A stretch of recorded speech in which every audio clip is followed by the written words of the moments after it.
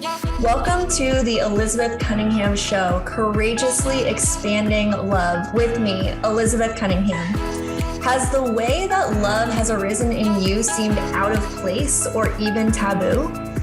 My mission is to expand the conversation of love in the world. Is it possible to have deep, loving, healthy relationships? Have you ever been curious about having more than one relationship or partner at a time?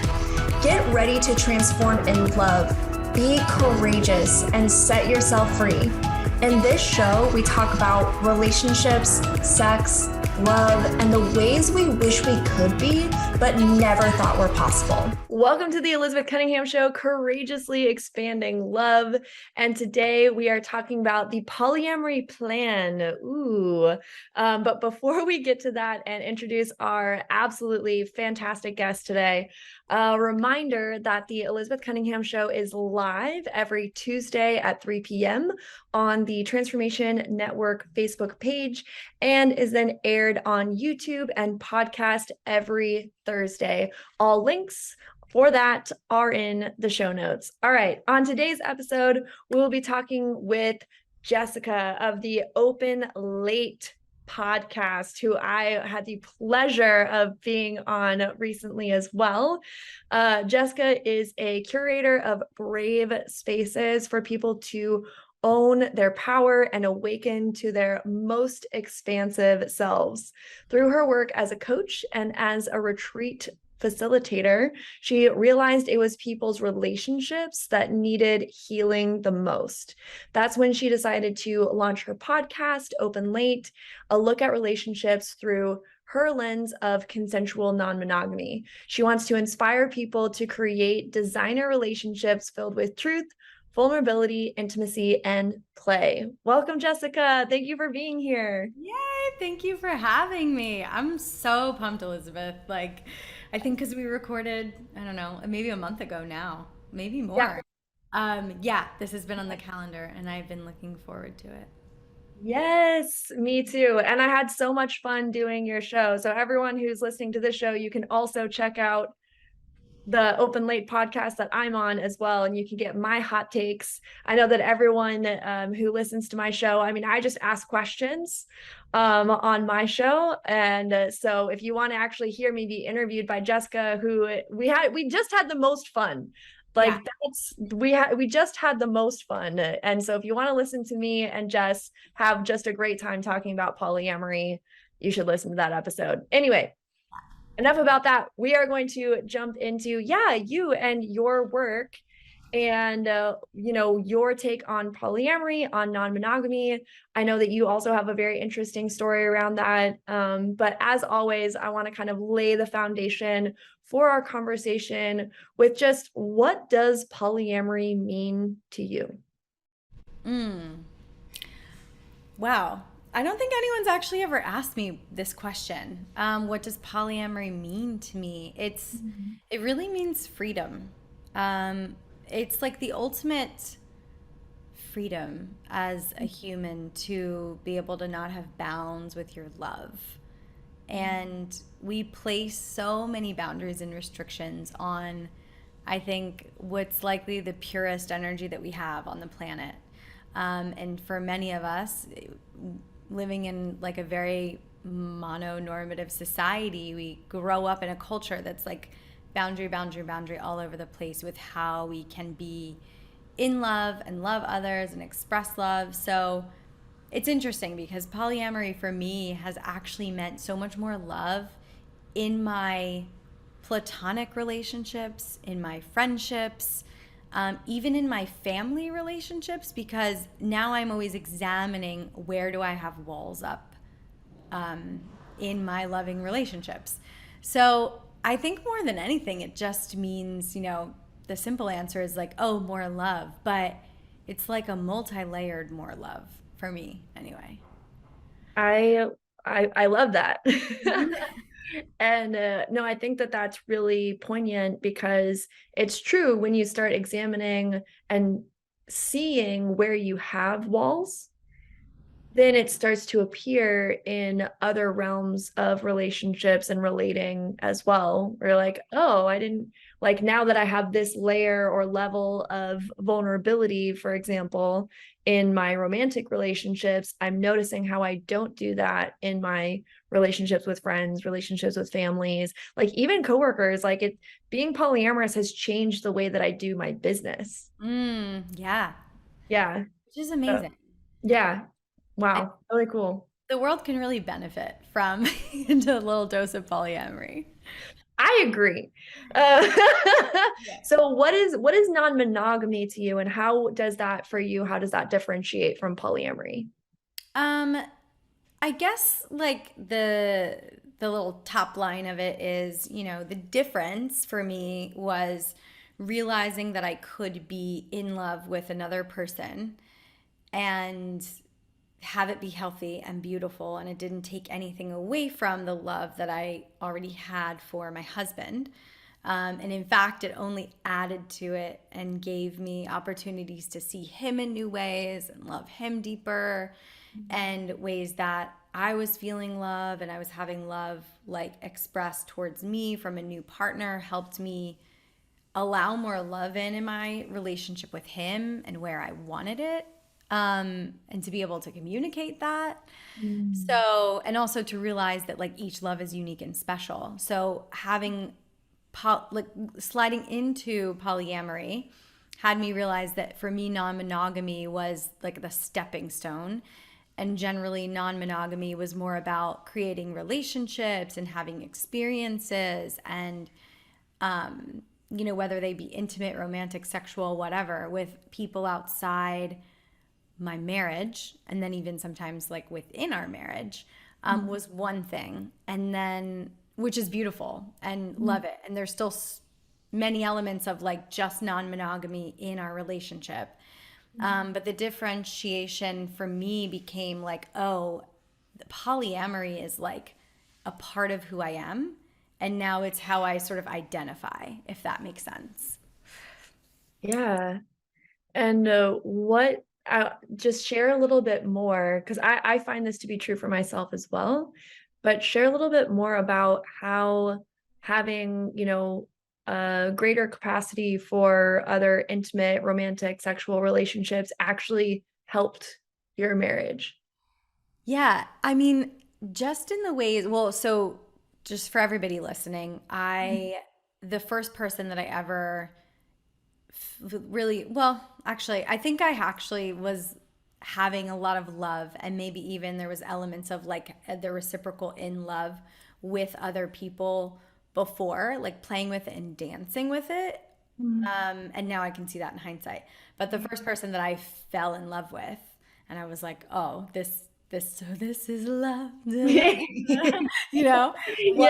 another woman. And and now she's like a life partner of mine. And we dated and were romantic for years. And now it's much more of we're just like best friends and sisters and all the things and like partners, and we created a business together. But with her, I was able to heal parts of myself that I could only do with a woman.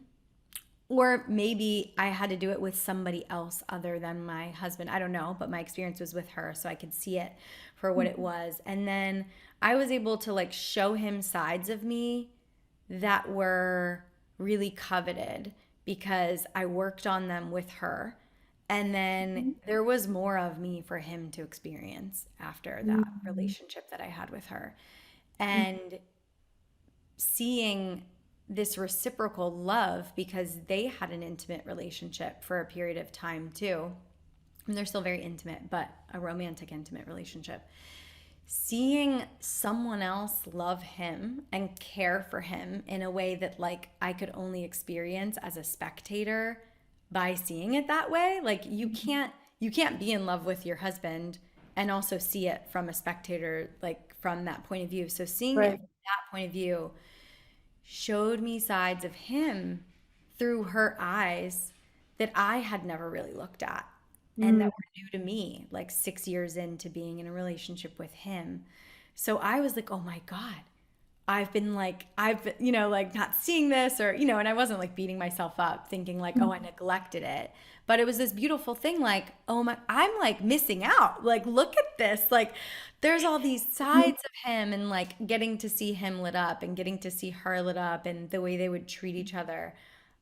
It made my love for them, for him and her so much deeper because Mm. it's like, it's hard to explain, but once you experience it, there's no turning back. It's like Pandora's box, and you're like, oh my God, this love compounds. There's compound interest on this love. And Right. that's like how I feel about Hmm. polyamory, whereas non-monogamy still keeps a little bit of a boundary around the heart space. And this was like, it's very expansive, non-monogamy on its own. Hmm. But really going into polyamory and when you have to like grow, right? When you're put in a situation where your triggers are going to be poked at and your, deepest wounds are going to be called forward, you can either sink or swim in that. And polyamory really puts you in that space. And so when you Yes. rise to the occasion and say, I don't want to feel this anymore, but I'm not going to resist it. I'm going to process it because it's likely running my life all day long under the surface anyway. That's when you're free to have like the most love in your life. And if you have other people that are committed to that journey with you, it's magic. I've never done solo poly, so I don't really know, but I imagine that it's maybe a bit more, it takes maybe a bit more courage from my perspective, because I feel like the safety and security that I have from a marriage, Mhm. um, that like really helps me in that way. And so I always wonder that. I But was like, yeah. I started solo poly actually. Yeah. Hmm. Yeah. Yeah. I don't know. I guess yes, it does take a lot of courage, but I also imagine because I also when I started my polyamorous journey didn't start in a marriage, obviously. Hmm. So I always imagine it's so interesting because I always imagine starting in a marriage being very courageous. Well, yeah, I did have one person say to me, but you had something to lose. I don't. And I was like, oh, that's interesting. Like, I never thought of it that way. So I guess, yeah, I guess they're both equally courageous. They're courageous in their own way, Yeah. right? Yeah, because there's, solo polyamory, like, yeah, you are doing it on your own, kind of. I mean, but you have a lot of like in my experience, like I had a lot of relationships, right? And so it didn't feel like I was doing it on my own, even though like I didn't have like a, primary relationship. Mhm. Um, uh, but yeah, and there isn't. There's like, I guess, I don't know, not less to lose. That's not how I want to say that, Yeah. That was a but weird. Yeah. yeah, But that's what was said to me, and it always kind of stuck with me.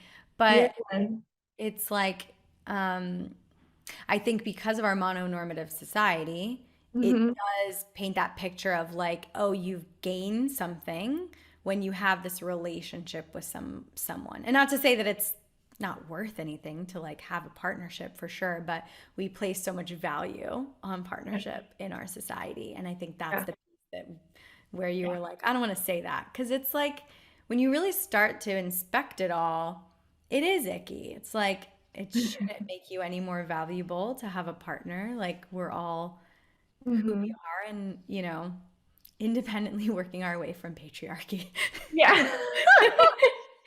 One individual at a time. Yeah.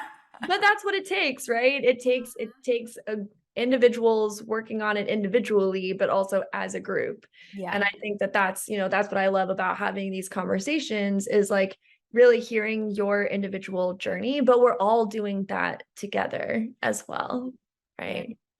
Yeah, that's really beautiful. And I really love what you said about um just the way that your relationship started to manifest and also what you started to notice and what it brought up for me was like sometimes you can't see what's possible until you see what's possible.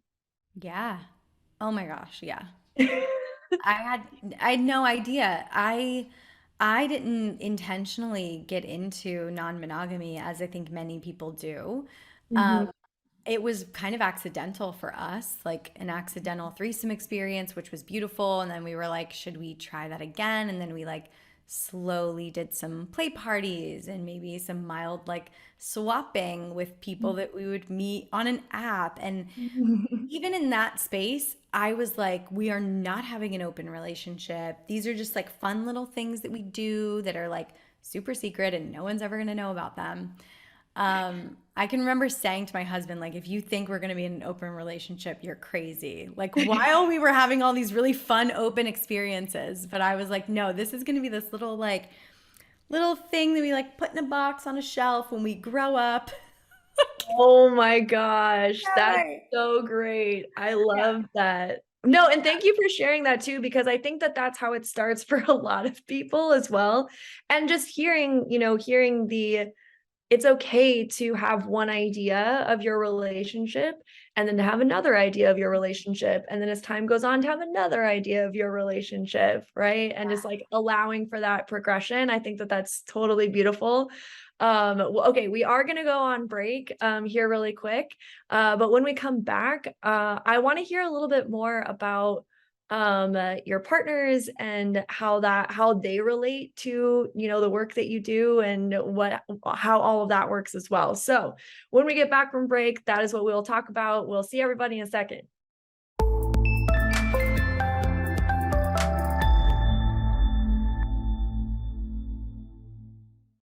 Welcome back to the Elizabeth Cunningham Show, Courageously Expanding Love. And we are here with Jessica from the Open Late podcast. I'm just making that your name, Jessica from the Open Late podcast.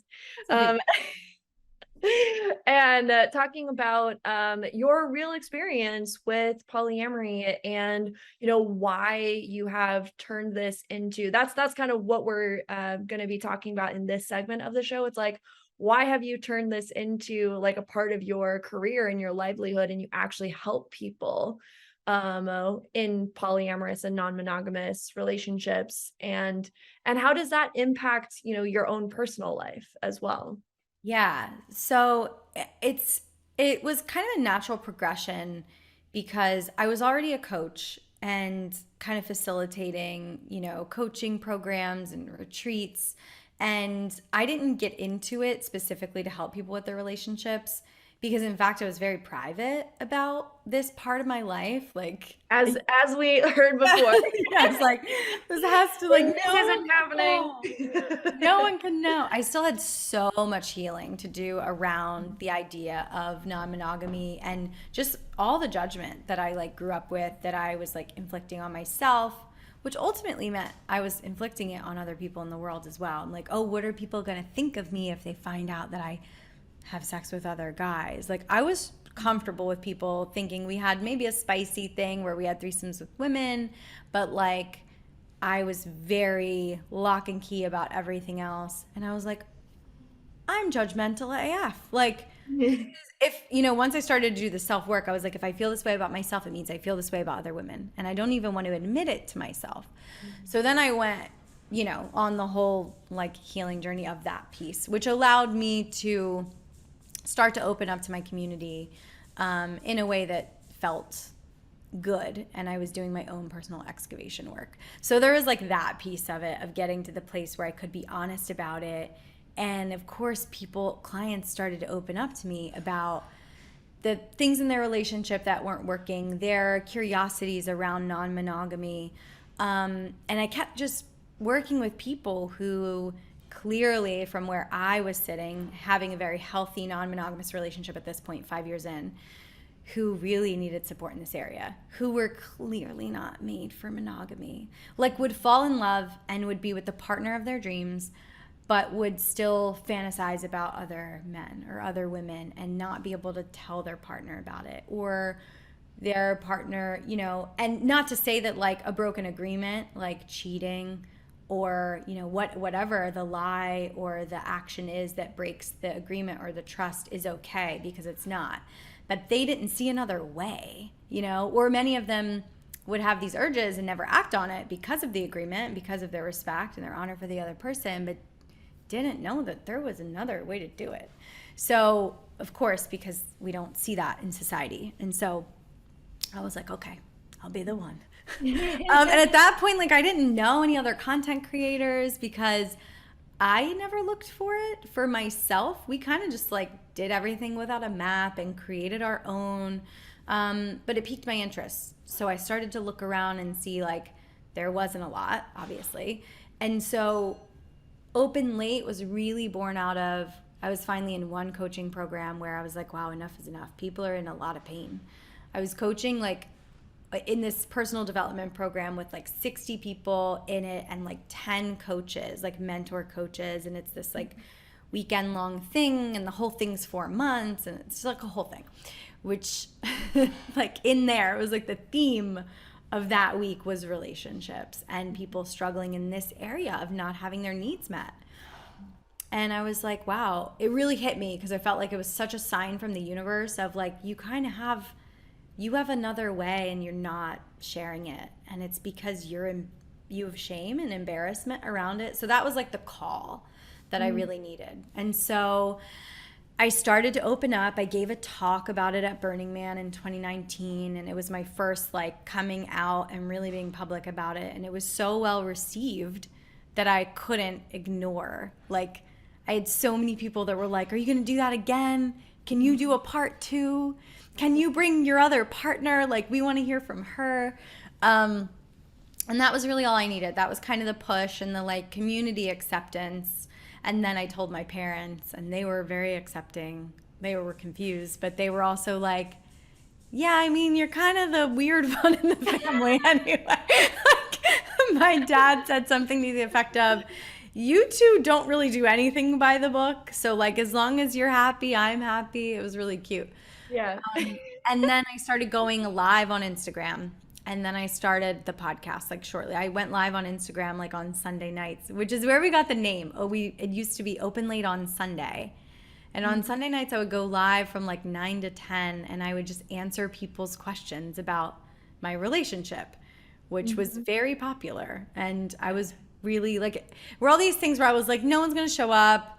It's not really a thing. And then it snowballed. And then I launched the podcast exactly a year ago next week. So October 1st, which for me has really been easy. Like, as much as I had to unpack, now it's been very smooth sailing because I've done the work and I'm very comfortable talking about my personal life online. I have, it's funny, it's more challenging for me to talk about like explicit sex things that people want to know, because everyone's like makes non-monogamy so sexual and like it's Right, not. right. And so I try to like stay away from going into detail with that as well. But that's also my new crusade, is like, why is it so taboo and why is it wrong for a woman to talk about this? So I'm, going more into that area. But for me, it has been easy. And to your second part of the question, for my partners, oh my gosh. Not that they have a hard time with it, but it's really not for them. Like, my husband's come on a couple episodes with me, and he will, because he's like, it is important work. But he like does not like being on camera at all. And it's very different than what he does. Like, he's a real estate investor and, works with a lot of people that might be more conservative in nature. So it's interesting. And my partner, Lauren, as well, like, not used to living her personal life very publicly. And so it's been a journey. She has been on a few episodes. And as our relationship has evolved and our work has, we've been able to share a lot of that and tiptoe into some of the spaces that feel really intimate, that like not everybody wants to, be so public. And so it is a delicate balance, and I want to like honor and respect where they are. And I have a lot of people who write in and they're like, we want to hear from Pasha. Like, how come like Pasha's never on the show, and like, why doesn't he want to give his opinions? And like, I'm like, it's hard. It's not for everybody. Yeah, totally. I have, whenever I either like do a new thing, either I'm doing a new thing or I have a new partner, and then I have a conversation. It's a consent conversation. Like when you're someone like us who talks about like their personal life online, Yeah. and the work that you do is so personal, it's like you have a consent conversation. What can I talk about? What can't I talk about? And I will even tell people that I'm like newly dating. I'm like, if you want me to pretend that you just don't even exist, I will. Like, Hmm. no one needs to know Right. you exist if you don't want them to. Right. Yeah. It is a very interesting like space. It's fun. And I Yeah. don't often have like new partners because my life has been very full and like very saturated with Pasha and even with like Lauren, though our relationship isn't romantic at this point. We've like grown into something completely different and unique, but it's still like I get so many of my needs met. And then because as we were talking about earlier, like the polyamory really helps you eliminate unnecessary boundaries. I get so many needs met now in relationships that are not sexual at all that I had shut down that part maybe like subconsciously to focus on other things and work, and now I'm like reigniting it. And so like this year I've had like a couple of new partners, and so it'll be interesting to I love how you just put it. Like, if you want me to pretend you don't exist, I will. And like, I haven't had a lot of those consent conversations yet because I haven't talked about a lot of other partners, but I'm that space where I might want to start sharing. So I'm happy to like take your coaching. Yeah. Well, yeah, hit me up, man. Yeah. No, it's because I do every once in a while I do like my weekend in polyamory, like Mhm. Twitter post. Yeah, I see And that. so, yeah, so that's how it comes up is because I'm like, oh, these are all of the partners that I either hung out with, talked with, related to in some way this Hmm. weekend. And so I'll send out like a little message that's like, yo, I'm gonna talk about you online. Is that cool? Yeah. Can I say how we went to the farmer's market? Totally. Yeah, because some of it's just like, yeah, we just had a call, you know what I mean? But like showing, and and with the kind of what you're pointing to as well is like just so showing that it's just totally normal. Like, yes, it's like it's not normal, but it's also totally normal. Like we're Mhm. just living our lives, relating to each other, and as you said, tearing down those walls of what you can and can't do, what you are supposed to do, what you're not supposed to do. Like always the phrase I think of is always taking away the red tape, Mhm. right? Just take away the red tape. Like Yeah. that's, it doesn't need to be there. Like Yeah. who made this rule? Do we am I adhering to this rule because someone just told me to at some point? Mhm. Or is this something that like truly like benefits me in some way, or does it not? Yeah. Right? It's like what we're born into generally. I mean, for most people, it's like not a conscious choice, I think, monogamy. It's just not. Yeah, it's just something that it's just like, oh, this is the normal kind of again, a lot of what you're speaking to is if you don't see it, then it's not possible. But Mhm. when you see it, it is possible. Mhm. Right. And so I really acknowledge and admire and I'm just so happy for your choice to be like, okay, I'm going to be the one. Yeah. I'm going to be the one to Yeah. to represent this because that's what you did. You were like, I'm going to be the one to represent this because it's clearly a need Mhm. and I can. Yeah, and the best part was like getting there and finding out there's so many more of me. Like there's so many of us. Yeah, it's Yes. really cool. And it's cool. Mhm. I think because I didn't know anyone else and didn't see it. I mean, like, and I'm not great with, I've gotten so much better at social media because you kind of have to, it's part of it all. If you want to have like a very public brand or podcast or whatever company.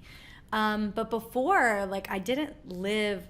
I mean, I used it, but I didn't know how to find. I didn't even know how to like search with hashtags and things. So now that I'm at the party, it's really fun to see how many people are practicing and to realize like, wow, this is not taboo at all. It's not even really niche depending on where you live. Like in LA, it's like more abnormal on the west side of LA to be in a monogamous relationship at this point.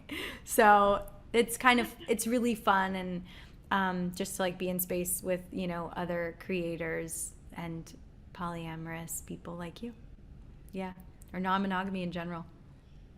Yeah, and you're absolutely right, you know, and being so open, and like you said, you gave that talk at Burning Man, and also just like being on social media and things like that, where you start to realize how many people, like, people just start to come out of the woodwork. I was literally just having this conversation like right before the show, but it's like when you open your mouth and you're like, hey, this is something about me, people just pop out of the woodwork. They're like, oh yeah, me too, or like, tell me more about that, you know. And I think that that's so great about your story, is that, you know, at every turn, and you started out at like the, you know, this is scary, don't talk about it, we're not doing this, you know, it's in this little box on a shelf in the back room.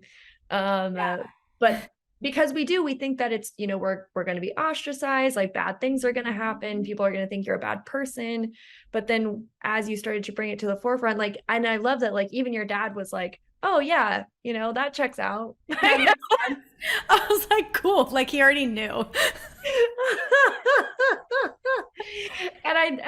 I think that that's what's so important about your story, is that in it being yourself, that you're so much more accepted than you think that you're going to be. Yeah, it's very true. Yeah. I hope everyone hears that twice. That's important. Yeah. Yeah. In being yourself, you're so much more accepted than you think that you're going to be. It's very true. Mhm. Yeah. All right. Well, we're going to take a break. And one of the things that we had mentioned the possibility of talking about was navigating polyamory and parenting, and like the next, you know, planning. So there's not only like the stage of polyamory that you're at right now, but also planning for the future. Like, how is this going to go? How do we want it to go now that we're here? Right.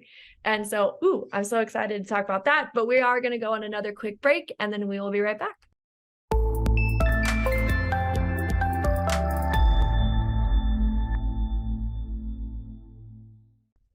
Yeah. Yep. I'm just waiting for the TV show so I can dance on stage every single break. All right.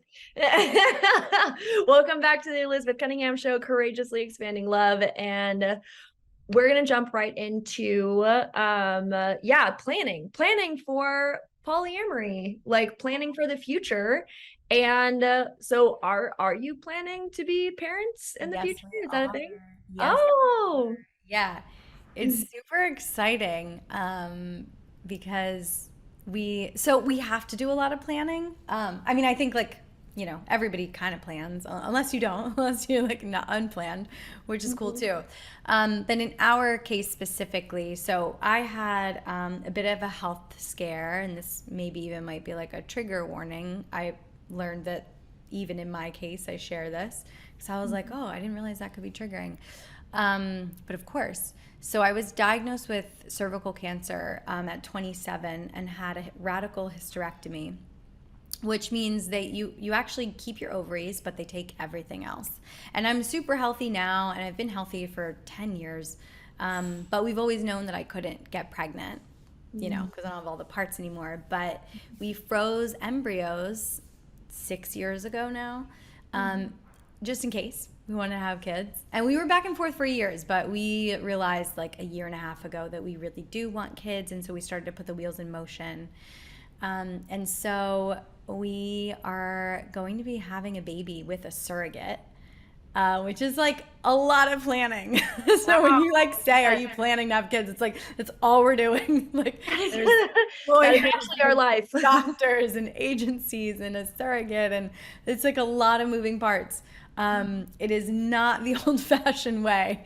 Two people usually in a bed, sometimes a shower, maybe a car. I don't know.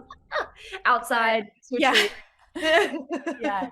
In the hot tub. I don't know. That's definitely not how we're doing it. It's going to be very clinical. But we are planning to get pregnant in the new year. So hopefully January. What? Yeah, and we'll see. It might take a couple of tries, but you know, if everybody thinks sticky thoughts is what they say.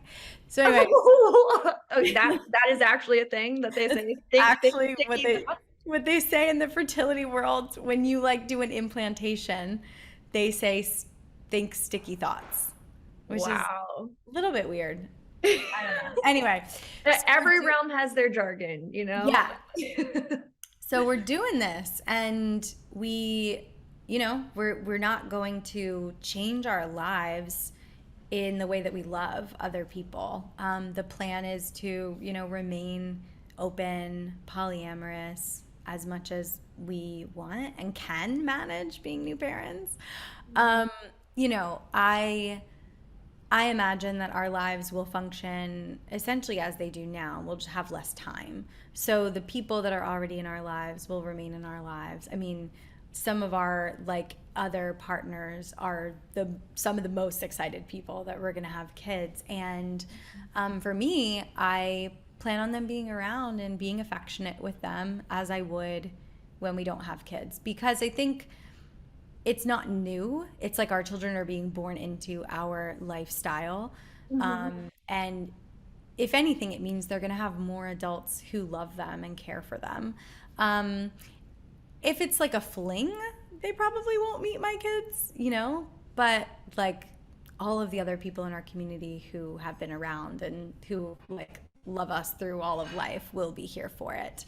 And it's made us a bit more intentional about creating community though in polyamory, because we have a crazy beautiful family in LA. Like a lot of these people I've met like at Burning Man or through Burning Man, and we've been camping together for I think the last since 2014, so like 8-9 years. And they're incredible, and we want to like do life together and go live on a compound in Denver, and like everyone's just starting to have kids at the same time. But we're like, these are our friends that we don't have sex with. These are just like our platonic relationships.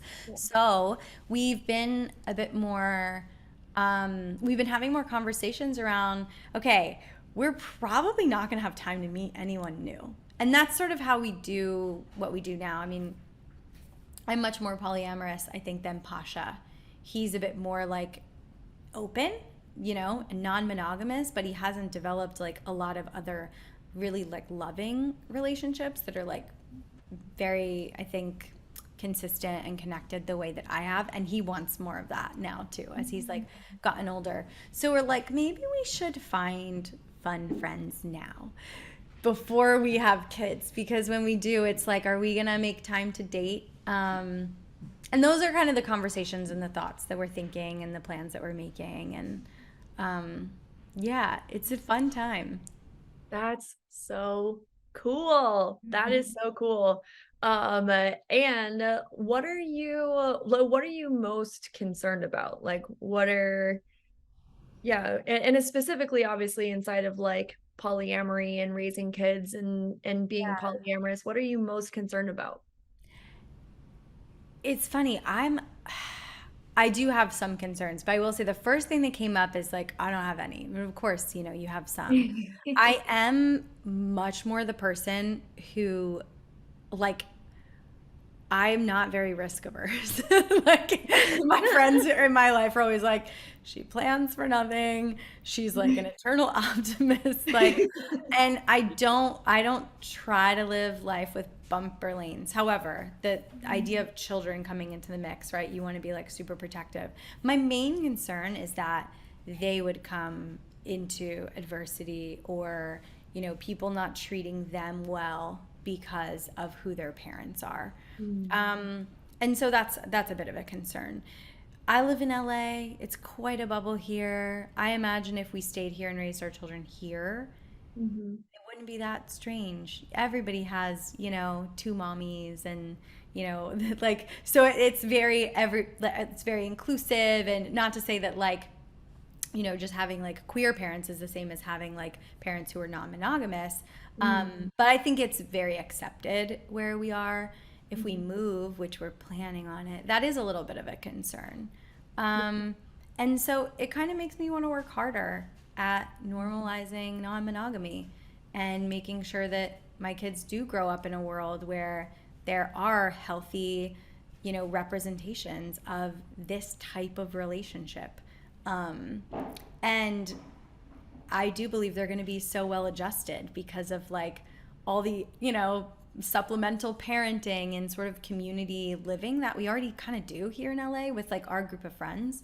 You know, we're together a lot as a group. We move as a group. It's a large one at that. I So love that. we talk about like living on a compound and like seriously looking at land for that. So maybe we'll be complete weirdos. And then like non-monogamous parents won't be like the only thing. They're going to be like the kids who grew up on a compound and like got homeschooled also. So it's like not that crazy that their parents are open. I guess that is my that's the least weird part about it. Right. It's like, of course they're open, and all of this other weird stuff. Yeah.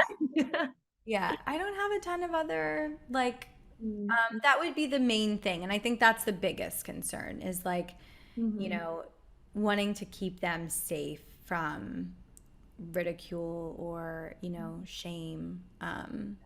But you can't. It's Yeah. Yeah. Well, I'm reminded of a really great Glennon Doyle quote actually, where she said, "Your job as a parent is not to protect your kids from everything in the world because you can't do that. Your job as a parent is to prepare them so that they know how to protect themselves." Yeah. Wow, that's beautiful. Glennon Doyle, huh? Glennon Doyle, I know. I was listening. It was on Oprah's Super Soul podcast. I know that is my church. Every Sunday I listen to Oprah's Super Soul podcast. Yeah. And I've been off for a while, but this is like maybe a little sign to get back on because it is the best. The best. Yeah. It is the best. It's true. It is true. All right, we're going to switch gears to wrapping up and our end of show questions. So first one, what does love mean to you? Love means just that warm, beautiful, like acceptance, like that unconditional, like you're home, you're safe, you have a place to then expand. Like love for me is that duality of like having the safety and security then to be free and fly. Thank you. I love that answer. All right. If people get nothing else, what did you hope that they got out of this episode? Oh, this is such a great question. If people get nothing else, I hope they got that there are many ways to do relationships. And when we live in a society where you can design and customize and create whatever you want in every area of your life with where we are with technology and just the way that we live, why are we not doing it in our relationships? Doesn't have to be non-monogamy, but man, create something unique for yourself. Yeah, beautiful. Yeah, no, love it. Okay, what's an action that people can take? Ooh, take the quiz. So I created a what's your relationship style quiz, and I think it's pretty brilliant actually. And somebody told me today that there's other ones out there, and I'm like, I haven't seen them. I wish for them. Which is why I created one. There's lots of cool personality style. What's your attachment style? Right. And please, if you're listening to this and you're like, I have a quiz or I've seen it, like, forgive me and send it to me.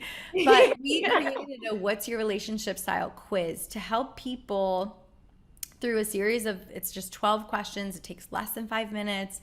To help people really see that maybe they are suited to something outside of monogamy, or if there's a lot of people who are really eager and want to try and they're like, I'm polyamorous now, right? This quiz can maybe help you see that you might actually be like monogamish right now, and that's the area that would be healthy to like explore and dip your toes into. And so I think it's a cool way for people to see like there are lots of different styles, and here are the different sort of paths to take, and it gives you a little bit of information on each one. So it's a great first step, because people love to dive right into the deep end. Yeah. That is accurate. That is true. And or even if they don't want to dive into the deep end, there becomes this question of like, where do I even start? And so I think the quiz is a really great way to answer that question as well. Yeah. Awesome. Yeah. And then which leads into I'm like, that's so perfect that you answered it that way, because then it's like, what are you promoting? How can people find you? Like, please share. Well, you can find me. Our website is openlatepodcast.com. And you can get, everything there. But the easiest place is Instagram. Thank God we were reinstated. We actually had our Instagram. Got kicked off of Instagram? I got kicked off of Instagram last week after just basically sharing a tweet like happy bi visibility week, because last week was bi visibility week. And I think I hashtag like queer babes, bi babes. But whatever. And not saying that was the thing that banned me, but I'm sure that my account was reported because the content is triggering for some people. And so funny because I always make the joke I'm the most boring polyamorous person ever. I never really talk about sex. All I talk about is personal development, growth. And we got kicked off, but we got reinstated this morning with a little apology, which is great. And so you can find us on Instagram at Openlate the Podcast, and the link in my bio has a link to the quiz, and all the other fun sort of things we do. Lots of free resources. Awesome. Yeah. And all of those links are in the show notes as well. So anybody who is listening, watching right now, you can just scroll right down below. You can take the quiz, you can go to the website, you can go to the Instagram. So just scroll down below. It's all right there. Jessica, thank you so much for being on the show today. It's been an absolute pleasure to have you. Thank you for being so open and willing to share such personal things about yourself and about what you're up to. Thank you for having me and for doing this show and creating a platform for people like me and, everyone else who's on this journey to share authentically. It's really awesome. I super appreciate you, Elizabeth. Oh, you are just so welcome. Yes, very mutual. All right. And thank you every single person for listening, for watching, for tuning in. Remember to like, subscribe, turn on the notification buttons so you don't miss anything. We are live every Tuesday at 3 p.m. on the Transformation Network Facebook page. And we are then aired on YouTube, podcast, all of the platforms on Thursday. Really, you can just Google The Elizabeth Cunningham Show, Courageously Expanding in Love, and then you will find literally everything that you need. So until next time, everyone, keep loving. You have been listening to The Elizabeth Cunningham Show, Courageously Expanding Love with me, Elizabeth Cunningham. Tune in live every Tuesday at 3 p.m. Pacific Standard Time on transformationtalkradio.com, where we shed light on relationships, sex, love, and the ways we wish we could be, but never thought were possible. Learn to love yourself and create the relationships you want. Connect with me at elizabethannCunningham.com. That's elizabethannCunningham.com.